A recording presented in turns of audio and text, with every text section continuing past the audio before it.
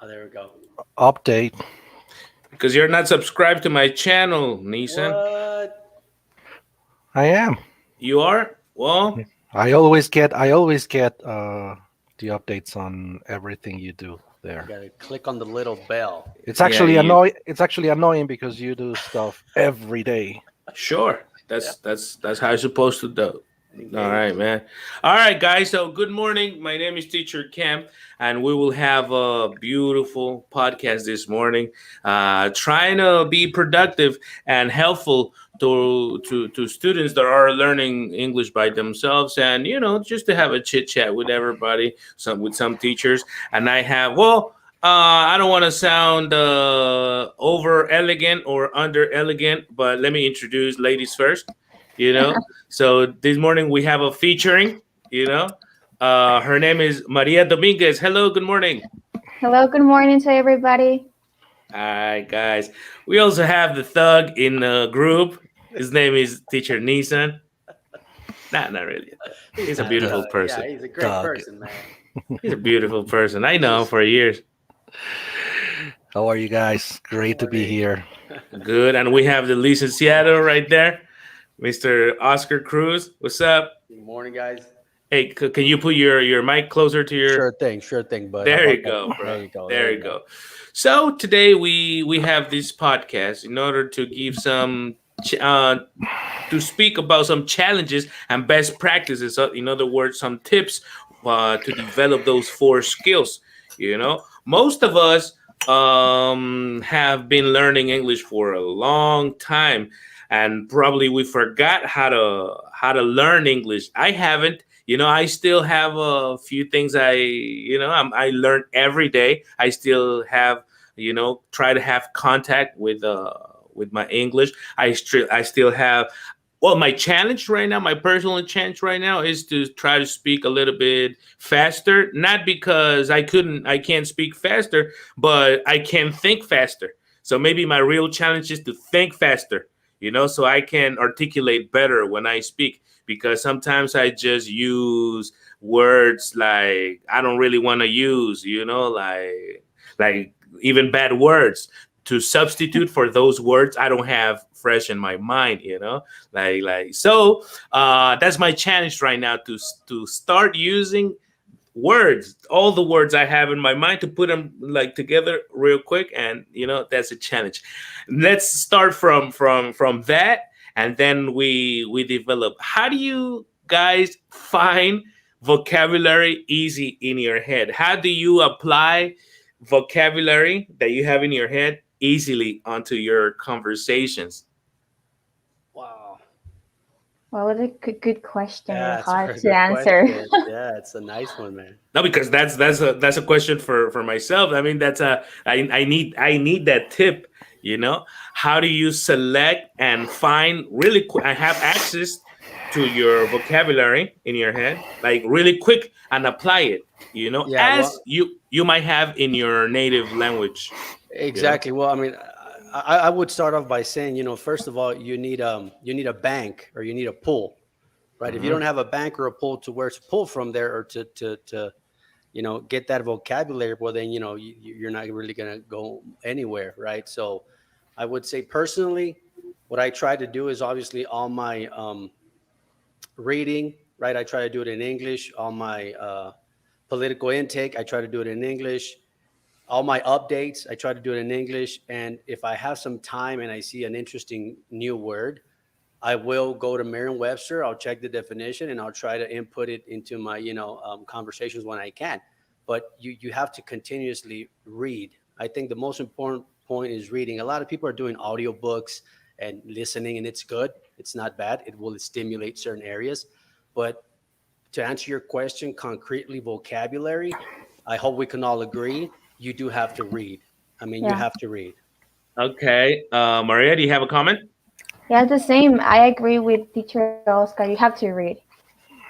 It's the only way you can have more vocabulary for it, then use it in the conversation. Okay, fresh vocabulary. No, because I could have. I mean, like I barely, like hardly ever have problems understanding any vocabulary word. However, I want to use all those words. I want to apply them, but reading seems to be, a good solution. What about you, teacher Nissan? You are a great example of a good speaker. You use a lot of vocabulary. So how do you do that? Oh, thank you for that. What Oscar said was actually was what I was going to say, but I would add something.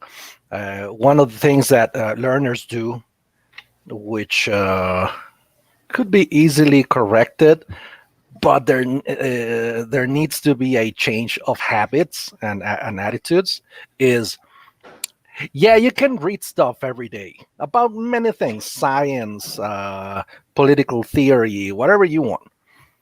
But what do you do with the stuff you read? Because that's I got a lot of students they say, I try to expand my vocabulary repertoire, as much as I can. So I read about everything. And sometimes I ask them, okay, so what did you read about yesterday? And they're like, well, something about artificial intelligence. And I'm like, what do you mean something about? Then did you actually read and understand what the article? And sometimes they're not sure about it. So what I've tried to do, and what I recommend people to do, is don't stuff yourself with a bunch of information. Just be selective with the information that you're going to be using. Okay. In order to acquire more vocabulary. Let's say you don't have to read half a book. You can read a couple of articles about the same topic, but after you do that, you've got to take notes. You have to think about the topic at least for the rest of the day. You have to meditate about it. And if you have somebody to discuss the topic, even better. Because one thing is to expose yourself to the vocabulary, and another thing is to do something with that vocabulary. Because that's the way you learn. You don't really learn by exposing yourself to stuff. Maybe children do. Before they're 8 years old, maybe exposition is enough. But after that, for teenagers and adults, once you expose yourself, now you have to apply it. You have to do something with the information. Okay. I would add to Nissan's point there, and also you have to consider the actual level that you have, right? Because like Nissan said, he made a real good point. You might have a B1 person who's exposing themselves to doctorate articles. I mean, he's going to understand a couple of things, but dude, it has to be compatible with your current level and the level you want to target. So, that's a great point as well. And this is something that a lot of people do. A real good point that Nissan said, right? A lot of people just, I'm going to read everything, but it's for a C2 level. Come on, man. You got to be realistic, and you have to take a step back. So that's a good point. Any tip for dyslexic people like me that sometimes it's hard for us to read? Give up. No, I'm just kidding. Man, try sign language. Oh man, why you gotta be like that? Sorry. That was nasty. Like what? Because it is hard for me to read. I mean, I do read, and I have to read every day. But however, have you been clinically diagnosed? Not really, but I have all the symptoms. What are you trying to say? No, I do recommend something for people that have problems reading, but not only dyslexia, but also like some sort of attention deficit disorder. It's one of the things that I tell my son, my teenage son, because he gets distracted like really easily. Takes after me. So I tell him, you know what? Don't just read the book. Usually, if it's for example, if we're talking about his high school subjects, if it's a classic book, the audio book will be online. You'll find it on YouTube. So, play the audiobook and read along. And that way you'll have a lot more chances of focusing on whatever you're reading. And if you do have problems with the dyslexia or whatever, the audio there is there to back you up. No? Stimulating. Good point. Okay. Let's go to the next point. I mean, you already have the vocabulary. You're already ready to apply it. Now, how do you develop fluency? Oh, okay. Wow. Fluency in what skill set? Well, let's talk about the speaking Yeah, because skill. we're talking about vocabulary, right? And if we talk about vocabulary, obviously that one will encompass all four. Sure, sure. But let's talk about the speaking Okay. skill. Oh, man. How do you acquire fluency? Okay. If you want, I'll start, guys. I don't know what you guys think there, but out of the four different skill sets, personally, I think that speaking, right? We've spoken about this before, right? We talked about the communicative approach. Sometimes it's not too present. So I think out of the four skill sets, that one is much more of a never-ending, long-term development. So that one has to be continuously stimulated, right? So the other three, I guess they come with the package, and you'll gradually develop them. But like speaking is one that's quite challenging to get at a very fluent level. Okay, okay. Maria, you wanna talk to us about it because you learned English when you were well. Let's just make a little parenthesis and let's get to know Maria a little bit. Can you tell us how you learned English and how you acquired the fluency you have right now? Because I can hear you; you are very fluent in English. Well, I learned English by two ways. First of all, when I was 1 year old, my parents just decided to move to Phoenix. So I did there the kindergarten and the elementary school. When I was in third grade, we came back to Mexico. So it was very hard for me to start to learn or to improve my Spanish. And then I was like forgetting English. So my mom said, no, mijita, you go to the school, okay? Then I vas a estudiar. I don't want you to forget how to speak English. So I went to the school there. And then I was like, oh my God, so now I have English and Spanish, but I'm trying to develop my skills, for example, the grammar.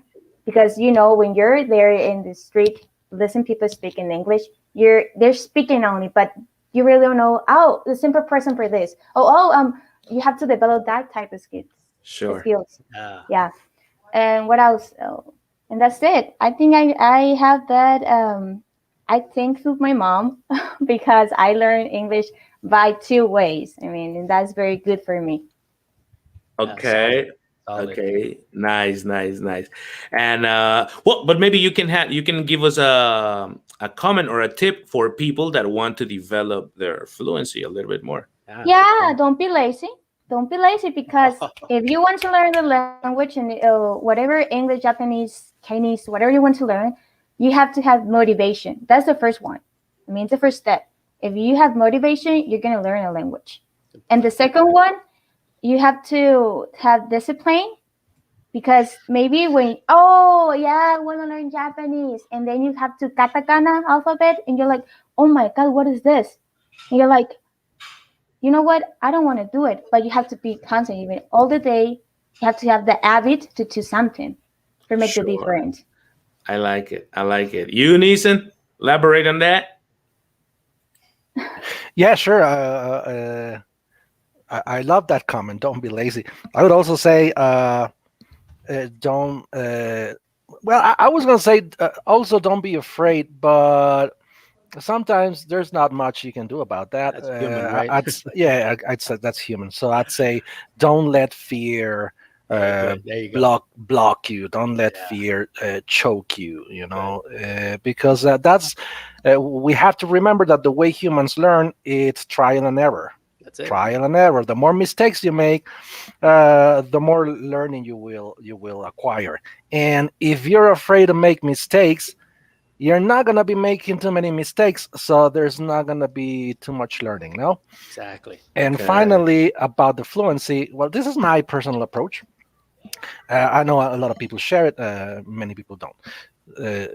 But what I tell students is that, you know what, at least when you're taking lessons, like when you're with a tutor, with a teacher, advisor, facilitator, whatever, let's focus on accuracy. On your syntax, on conjugations, on prepositions, because fluency and that's what I'm specifying. This is my personal approach. Fluency comes with practice.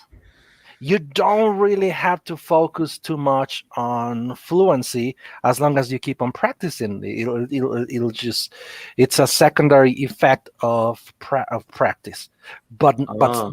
but accuracy isn't. You do have to Be accurate. work on your structure and your syntax and on which prepositions you're supposed to be using here and there. So Okay, so can you let me understand accuracy a little bit better. yeah, that you use the proper conjugations, for example. Like Mhm. if you're going to speak about routinary past, that your verbs are not all conjugated in simple past tense. Okay. Like for when I was a child, I played with my cousins. Okay, so you just play with your cousins once, or you would play with your cousins every now and then. So there's a difference between just conjugated in simple past tense or using would as routinary past. So these little things, yeah, they can be acquired with practice. Yes, I mean that's the way people acquire the language when they were immersed or exposed. Maybe living in an English speaking country. Yes, but it takes longer.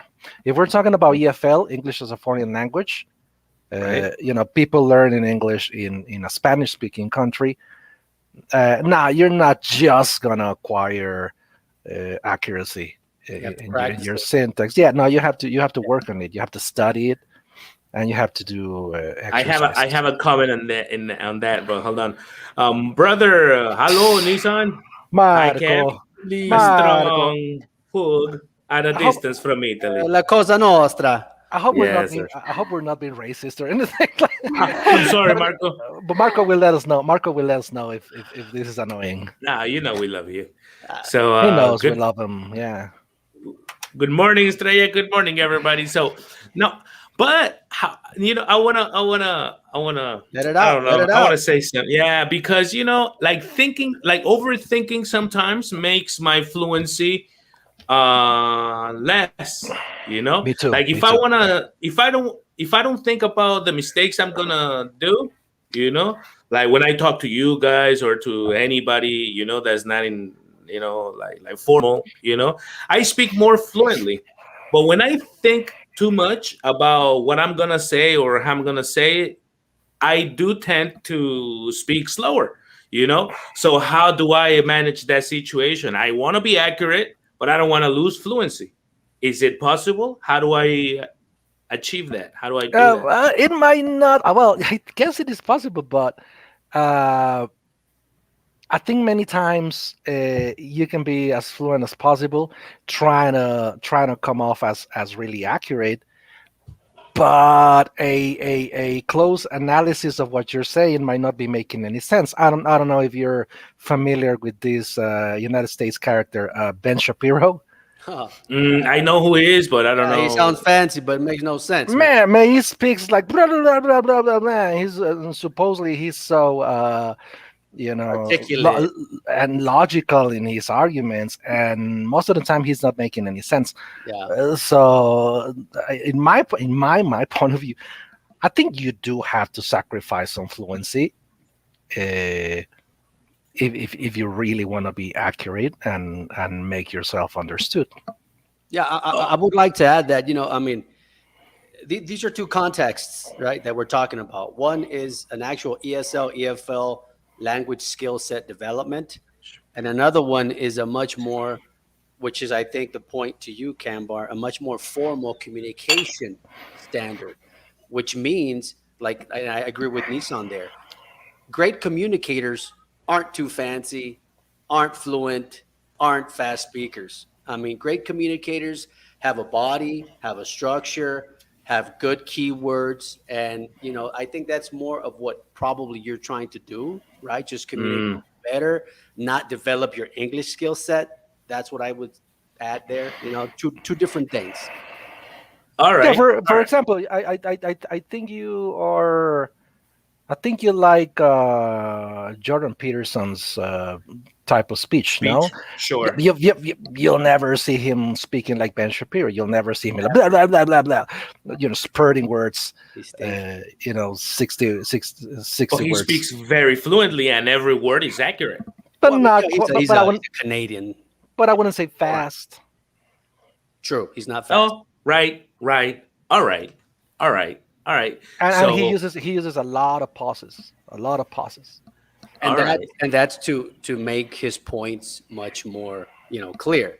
So once again, that I think that has to do- Even if he sometimes has no points. exactly. Sure. No, that's right. All right. That's All a right. different thing. So just work on that, man. You got it. So it. let's go on writing. How Oh. do we develop our writing? Do people Okay. even still write nowadays? I mean, honestly, Should they? When was the last time you picked up a pen? And answer this honestly. When was the last time you picked up a pencil or a pen and you wrote on a piece of paper, Cam? Honestly, Wrong question, man. The right question to the wrong person. I am a writer. I write every day. I have a journal. Awesome. That's cool. I'm also old school. Like I still. Yeah, I have a journal. For note taking, yeah, that's my best source. If I watch a video, if I'm in a session, note taking. But like for me to do a journal like you, man, Yeah, but how do you develop that? Maybe we're already given the answer. Okay, maybe let's flip the question on to you two guys, Maria and Oscar. When was the last time you wrote? Oh my god. yeah, last time I wrote. So we're making teams now. Yeah, it's 2 against 2 now. Man. Writers versus non-writers. Shoot. And how Let's important? do the high five, Cam. Oh yeah, sorry, man. Come on, Maria, me too. Okay. These old farts try to pull a high Okay. five. But it's like yeah. But now, but how important is it to develop that writing? This question is, man. I think we're gonna take the rest of the podcast in this question here. We bro. might. Go ahead, elaborate. Okay, well, first of all, writing, traditional writing is a skill set that I think we can all agree is gradually, being forgotten. Should we continue to encourage it? Yes. Is it important? Yes. Pedagogically speaking, when the pen and your brain write down information, it's the best way the brain retains information, right? So, I mean, I've seen that in the past somewhere in videos, so that's true. But a lot of people are not doing it. For example, my son, I know he writes and he's writing good for homework and stuff, but only for homework educational purposes. That's it. It's only like, oh, that's it. And I think that's what the newer generations are doing. So I don't know if you guys have seen that in your classrooms, right? I mean, let's answer that question first. Do you think people are actually writing more or less nowadays? Less, obviously. Way less. Okay, so we agree on that. Now, next point. Because notebooks are expensive now. Yeah. They are. when people do write, what context do they write in or for? For work, for school, for pleasure? Usually for school and for Exactly. work. Yeah, Exactly, just for because- academic. Exactly, because if it's for like other things, screenshot, take a picture and it's gone. So I think this is a challenge that probably we have seen when we teach people, right? Because people don't have that habit, and it's a challenge, but it's a necessary skill set when it comes to developing English. So, Okay. so let's get the debate going. Okay, Maria, do you write? Do you think it's important? Would it help you? Would it help students? Yes, of course it is important, but really I don't write a lot. I just for academic for the school, and that is a big mistake. And now you're talking about this, I'm like, oh my god, I need to write more. How about your students, Maria? How about your students? What do you see? My with them? students, well, now I'm teaching elementary kids school, so they don't write a lot. I just trying to produce the language they can be able to speak. Okay. At Unison, tell us about your experience writing. How important is it? I've always shared a similar habit with you, writing. Like I always, it was just this hobby I always had. Like I would write, uh, you know, prose, like maybe short stories or a poem or a song or whatever. Cool. It was always a hobby of mine, so that helped me a lot. So, and like what I recommend my students is precisely to try to develop some sort of habit where they have to write in a way that it doesn't consume too much time, because most of my students, Mm. they're busy people that don't really have time to invest on many things outside work. So I tell them, you know what? Yeah, I mean, I know it sounds corny to ask you to try to keep a diary of some sorts, but you might as well just try it. What I'm asking you to do is, like, at the end of the day, write a short paragraph about Your day. your day. Yeah. That's it, like 3 lines. That's all. It'll take you 3 minutes to do that. But by the end of the week, you'll have at least half a page, and then you can bring that half a page to our session, and we can discuss your grammar. We can discuss the vocabulary you use. We can check out your syntax, and you can read it to me, and I can coach you on pronunciation. I mean, there's a lot of stuff that you can do with the text, but the important thing here about you writing the text is that it's not content from the British Council. It's not texts from other sources. It's content. It's content you produced. It's text you produce from real life experiences, and therefore it's something meaningful to you that you can use to. Yeah, I think writing is the step, like is the previous step to speaking. I mean, to speaking well, because if you write, you have the chance to think about what you're going to say. And when you write, you do have to be accurate. You cannot just write a lot. You need to write, concise and direct to convey your point, right, to other people. Spelling might not be such an issue, but it's It goes good hand when in hand. people, Yeah. it helps. However, I think before I think, I mean, no, before I speak, I think it. And when I think it in words. So I'm actually writing in my head, somehow. So might as well take my time and write it down. Now, let me ask you this. Do you write in cursive, or do you write, how do you say, non-cursive? Script. No, I write. No, I write normal, bro. What are you talking cursive? Yeah, I'm a 90s kid, not a 40s. No, I'm just playing. I'm just kidding. 40s kids. Come on, I'm not a doctor. Like, I'm not a doctor. But to add to both of your points, guys, besides developing the specific skill set for language development, writing is very therapeutic.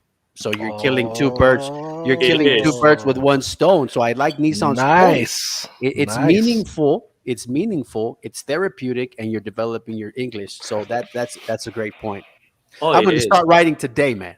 Sure, you should. Me too. Yes, you should do that, because I don't know. It is therapeutic. It is, and it is. It enriches your vocabulary, because sometimes you don't know how to say things, and you say. Now let me ask you this: for both of you, for Nissan and Cam, have you ever for the writer team? For the writing team, have you checked out your writings years and months back, and what happens there? Sure. I feel embarrassed. Yeah. And sometimes I just get rid of the writings. Like, yeah. God. But I think that happens with everything. Like, for example, if when you start teaching, I think that if you have the chance to record your first classes and then Oh, and then Oh my wa- God. and then watch those videos like 5 years later, not even 5, 2 years later, you're That's gonna feel embarrassed. You're gonna be like, "Oh my God, I was such a noob." that was retarded.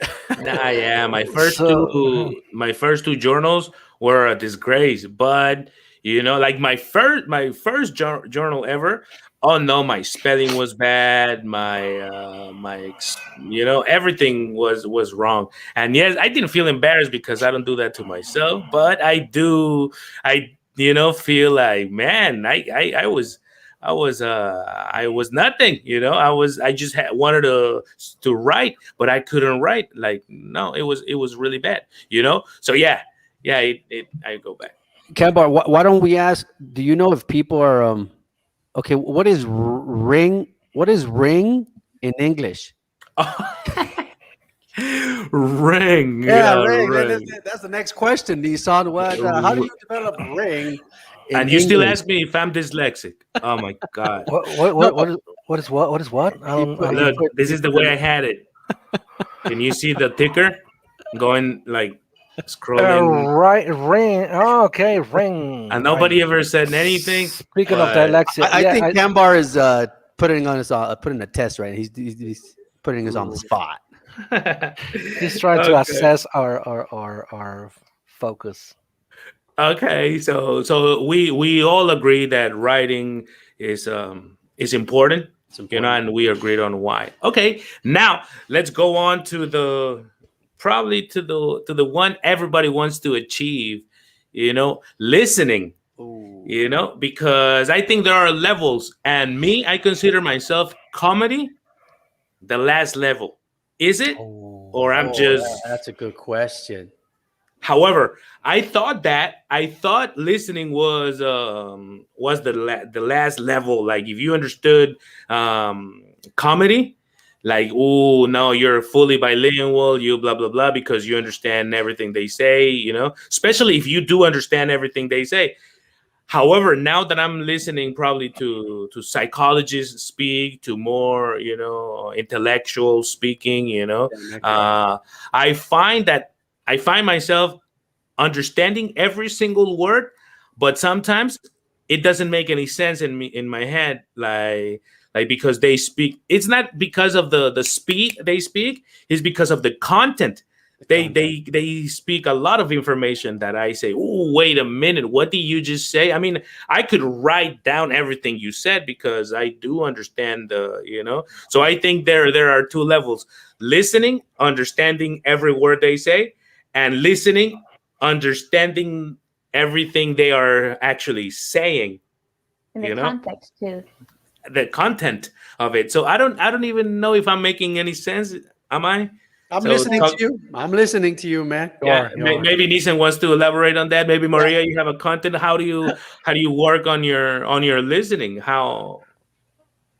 Yeah, I What do you usually think? just listen to podcasts and that stuff, but I do what you do. I mean, I understand. What do you say? It doesn't make any sense in my brain. So I was like confused, and I'm trying like take notes or search for that word because it doesn't make sense. So I understand that.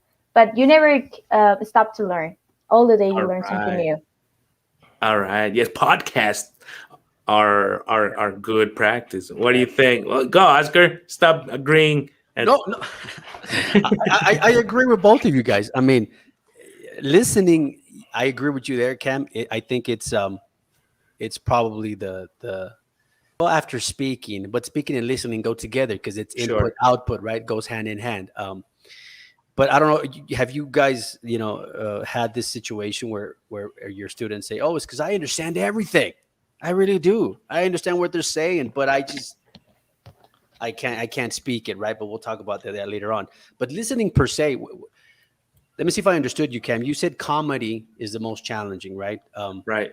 I agree with you there because of the social context, right? The Sure. social context of the comedy you're trying to understand. If it's British comedy, I'm not going to Mm. understand 50%, man, because I don't have the social context.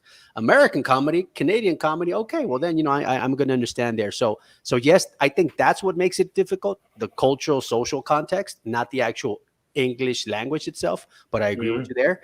But just to improve your listening skills, I guess you have to, like you said, there are different levels, and I think this is where words per minute come into play. So Voices of America has a nice little program that I personally use. It's free. It has vocabulary, it has exercises, but what I really like about Voices of America, the rate of speech of the content that they share to different levels, right? So this would be a level for A1, A2. And then when you have B1, B2, C1, it's just, much more fluent and just rate of speech goes quicker. So I guess make sure the rate of speech or the words per minute is accurate to the level you currently have. And then gradually just get quicker, faster and faster, right? Because the words are the same. It's just the speed that changes.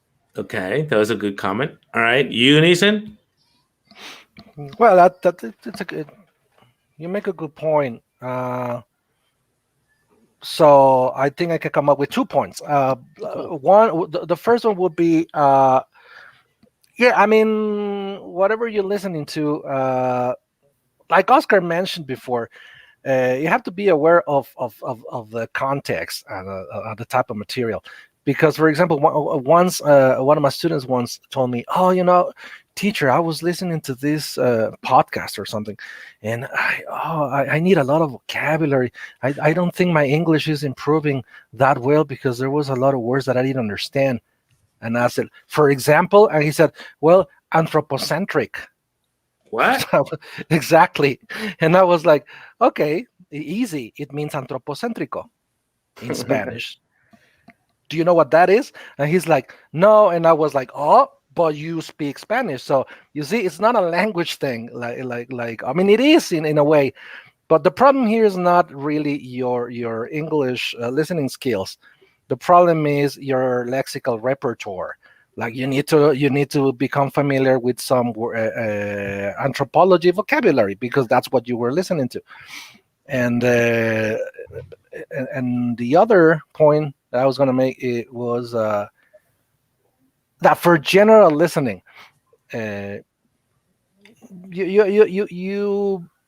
might want to try to find people that are good communicators, just as Oscar said before, because I think it's an Einstein quote, and I'm probably going to butcher it, but he said something like, if you can't explain something in simple everyday words, then you don't understand it.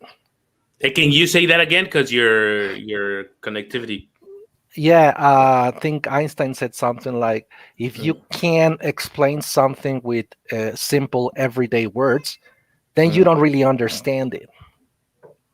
And many times when you're listening to CNN or like the news or something, and you listen to these people using all this jargon, talking about economics and GDP and this and that, they might not even know what they're talking about. They're just reading. But you think they are because they're using all these big words, Some of them, yeah. And sometimes that makes you doubt yourself. Yeah. But sometimes that's the point. Sometimes the media does that. No, they just build this discourse, and the gray areas they'll just fill them with vague vocabulary. No, so you think they're making sense when they not. might not be. Yeah. But yeah, if you select your listening material and try to always go for people that use simple vocabulary, simple structures, not overcomplicated, no matter what the topic is, then eventually you will end up imitating this type of speech, and that will help you be a person that speaks in a concise manner. Oh my God. All right, man. All right, guys. So we're coming down from We're coming pinnacle, down from where? From the pinnacle of our conversation. Okay. You know what I'm saying? So what I'm saying, from that roller coaster, from grace, from our pinnacle, man, Cambar, I like that. You know what I'm saying? I just learned that a few hours ago. So I said, man, I'm gonna use that word. Man. I'm using that. You know what I'm saying? So anyway, we already spoke about reading, writing, speaking, and listening, right? 4 skill sets. However, give me, like, each one of you, give me like your personal tips for people, how they can improve their four skill sets. You know, like give me some tips for our students. What are some things that they can do to improve thoroughly their four skill sets? Okay, who wants to start? Who wants to start? Maria? I Okay. can, yeah. Also need to create like a knowledge environment. What is this? I think that if you want to learn Japanese, English, any language, you have to start to listen music in Japanese with English. You have to start watch TV in that language. You have to start to follow the YouTubers or TikTokers that speak that language.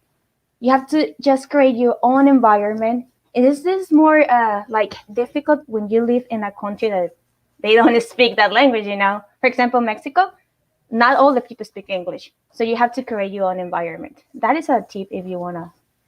I think it's a good tip because it's worked for me. No, it is. Thank you. Yeah, Yes, yeah. of course. And- Okay, that's one. Do you have any other, or that's the only one? No, that's the one I have in my brain right now. Okay. Now try to give me a list of tips, guys. Well, let's go for Oscar. Okay.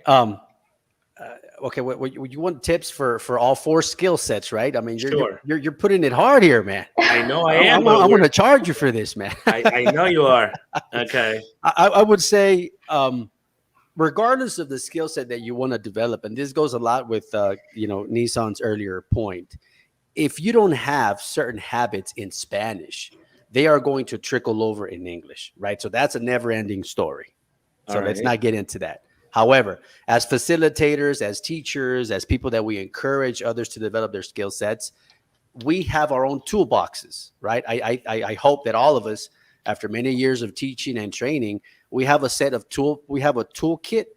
We have a toolkit with a lot of different tools that have worked for us and for other people. So based on that, I would say you need to create a habit of, whether it's writing, listening, speaking, or whatever, that you have to do it every day.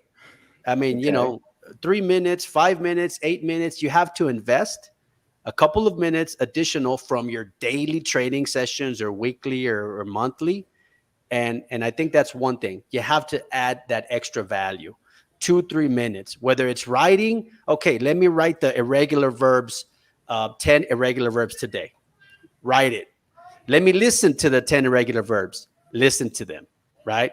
Let me read out loud the 10 irregular verbs. Okay, now you're listening, you're speaking, and your brain is developing. So I would say invest extra time and create that as a habit, regardless of the skill set that you want to do. Now, if we want to get into specifics, well, we can do a lot of activities, right? But I think that's something we can talk about later on.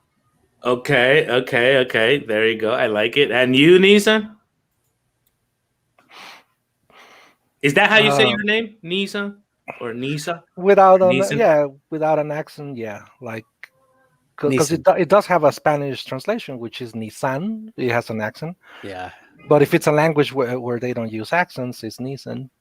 I don't really know how Hebrew, how it's pronounced in Hebrew, but In Japanese, I don't really care. But I guess like the numbers, Nissan. Like, listen. yeah, I suppose. Okay. Anyway, so give me your list of tricks. Tricks. I don't think I would right now. I don't think I could come up with a list per se right now, but I could come up with a really good tip that could encompass many others. So for example, I would say try to pick a not a topic, a piece of material, some text. And linguistically speaking, a text can be, a paragraph or a piece of audio or even your favorite episode from, I don't know what you watch, like Friends, The Office, or whatever, and become obsessed with it. For example, let's say you pick the new what's this girl's name? Taylor Swift. The new song by Taylor Swift. Okay, you have to sing that. You have to read it, transcribe it, try to use a vocabulary in it, It has some idiomatic expressions. Try to think of ways you could use them in a conversation. Some people might say, Taylor Swift, what am I, 14? I like Shakespeare. Oh, well, you pick a scene from, a Shakespeare scene. Alas, Horatio, poor Yorick, I knew him, whatever. And, read it out loud, memorize it, transcribe it, like listen to the audio, listen to different people reciting the same scene. Like, for example, I think this was from Hamlet. There are like 6 Hamlet movies. Just go to YouTube, look up that scene and listen to that scene from 6 different actors, 6 different pronunciations. Like, become really obsessed with it, because by the end of that week, I can assure you that you will have acquired 95% of all the vocabulary used in that piece of material that you selected. And then the next week, pick another piece of text. Okay. And then another one, and then another one, and you will be amazed of what you have accumulated after 3-4 months. Exactly. Good point. I love that. And Nissan, let me add this. Obviously, this would not be in the classroom environment, right? This would be No. in their On own. your own time. Exactly. You just need a computer and preferably internet. Yeah. Yeah, I like that word, and me, I'll go for the same comment. Yeah. Well, what Maria was saying is the beginning of it. Don't be And, lazy. Yeah, don't be lazy and create yourself the English environment, but complement it with be passionate about it. Like every day. Like if you say, "Oh, I'm gonna learn English for an hour a day and 3 days a week," well, that's gonna be the type of result you're gonna get. So no, you have to be passionate about it. Maybe I don't want to use the word obsessed because that might sound pathological, but yes, it's like, be passionate about it. That's our next session, bro. It is. English obsessions. English Yeah, as an obsession. Let me just say this. Many people won't even try it, because when they picture themselves doing it, they actually picture themselves sitting for over an hour and a half, 2 hours, like studying, and that's not it. I'm talking about doing it at least 10 minutes a day. Yeah. You don't have to do it longer than that. 10, 15 minutes a day, 20 minutes a day. That's it. Just do it at least 4 days a week. Consistency. Okay, Yeah. no, Yeah. got it. Yeah, so That's become okay. passionate and be ready because it's a long road. No, like Maria, she's been studying since she was what, 1, 2, 3. Yeah, like 2 years old. Yeah, Neeson since he was back in Greece. Athens, is what? Yeah. Yeah, I think It was with Aristotle and Horatio. we were arguing about the hairless chicken, or what was it? And Oscar since Featherless forever. chicken. So yeah. So it's a long road. You're not Yes. gonna catch it, and don't stop believing in those group catches that what they say 3 months, 6 Oh months. yeah, I hate that kind of. See, Oh, she's it's one not of ours. possible. It's not possible. She's one of ours. Like, what are you saying? Like it's not gonna happen. Don't not gonna. stop thinking this is a. I mean, you could. I don't know about anything else in life, but language acquisition is not gonna happen in 3 months. So just Yeah. sit down, relax, enjoy, make it a passion, and a passion would be for all your life, right? So don't worry about it. I mean, you're there, and there's not like me. I think I have a good level of English, and I'm still not, comfortable in it. And I've been studying every single day, for the last, I don't know, 30 years. So no, I mean, it's a never ending story. Like I always want more and more and more. Even if I were a native speaker, even as a Spanish native speaker, I want to speak better Spanish every day. Yeah. And I keep learning more about how to, because like we were saying before, language speaking connects you with your soul, and it's a way of understanding other people's souls and life, and that's the next topic. But anyway, today I want to finish this podcast by speaking about. Hold on, give me a second because I have this. Okay, I want Maria to tell us about this. What's Punto Idioma Maria Dominguez? What is that? Because it's Punto a Idioma guest. is like my channel. If you want to learn English, you can come to my channel. It's free. Just watch the video, take notes, and enjoy it. I also have a TikTok there. My TikTok is punto dot, like punto, the word in Spanish, punto dot, idioma. And I also give tips there how to speak more fluent in English or words, because sometimes everybody use sorry or excuse me, but you can use my pleasure and that kind of tips. And what else? So, and my Instagram, if you want to follow me, it's Maria_Dominguez 1999. And that's it. Okay, there it is. Can you guys see? Can you guys see what I'm? There you go. Yeah, Yep. yeah. It can IG. be seen. Instagram the place. Yeah. Okay. I thought TikTok was only for lip syncing and dancing and stuff. Oh, No, you'd be no, no. surprised, man. You'd be surprised. No, you can learn TikTok in 1 minute. That's Yeah, actually but the tendency. I'm not gonna download it because if I do, I might feel compelled to do some lip syncing and sexy twerking and Oh my God. I might do it. So I better not Be careful, people man. through. Watch I out better with the not back. put people through that. Don't make me imagine that. You just did, man. You I just did. I did. All right, guys. Nasty. So thank you very much. Don't say that word because Nissan does like it. Oh, sorry. Which was No, the no, word? no, forget She it. said nasty, and I said, Nasty. don't say it because Nissan does like it. Instead of rejecting it, he will say, oh, thank you. No. I'm just playing. I'm not a South Park character, Maria. Don't worry about it. Cool. All right, guys. So thanks for joining us this morning. Thanks for watching. Thanks for being part of it. So now we're going out. So we're leaving. Oscar, give us a last comment before a farewell. Practice makes perfect. Be consistent, and you'll gradually develop all your 4 skill sets. Good, Maria. Don't be lazy, please. Don't be lazy. Move. Hashtag. Sure, like that. Nissan. Don't be afraid to make mistakes. Mistakes are necessary for learning.